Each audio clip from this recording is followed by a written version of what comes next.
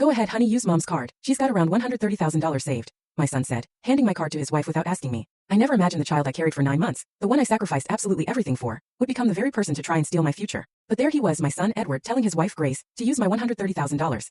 Every single penny of my life's work. Like it was pocket change. All because, in his words, she's old now. What does she need all that money for? I was in the kitchen, flour dusting my hands as I kneaded dough, when those words sliced through the wall and hit me like a physical blow. Honey, use mom's card. She's got like $130,000 saved up. Edward's voice, then Grace's saccharine manipulative tone.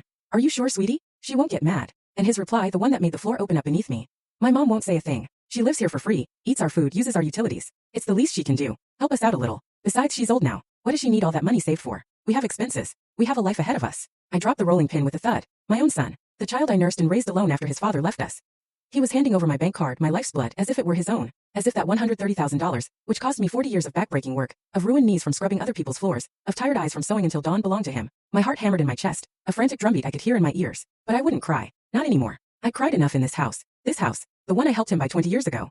He'd convinced me to sell my small, hard-earned home to help him with the down payment. You can live here for free, Mom, Pete promised. Free. What a joke. I lived for free in a house I helped finance. I ate for free from food I cooked every single day. I used for free utilities I paid for with my meager $500 monthly pension, handing it over in full, never keeping a cent for myself. Then I heard Grace's footsteps, the jingle of her keys, the rustle of her purse. She was heading to the mall, my card in her hand, with the pin Edward had given her, accessing every dollar I had ever sweat for. I'm off to the mall. Josephine, need anything? She chirped, that fake kindness she reserved for Edward, pretending we were friends. As if she hadn't systematically taken my son from me, piece by piece, all these years. No, dear, thank you. I managed, my voice firm, not daring to turn around, not letting her see the storm brewing in my eyes. The door closed, the car engine started, its sound fading down the street. I sat down, looking at my hands.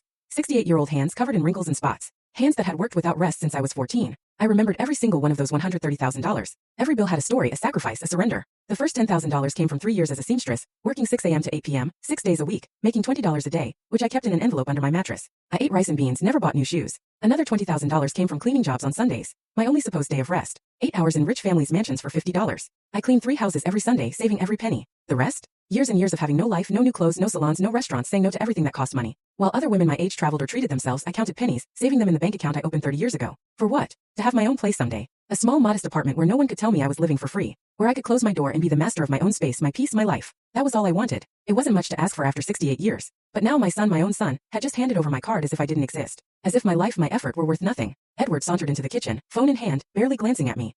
He poured himself water, leaned against the fridge. Mom, I have a meeting at 3, I need to eat quick. He said, not a question but a command. Full story on the channel. Link below. Click now and watch what happened next.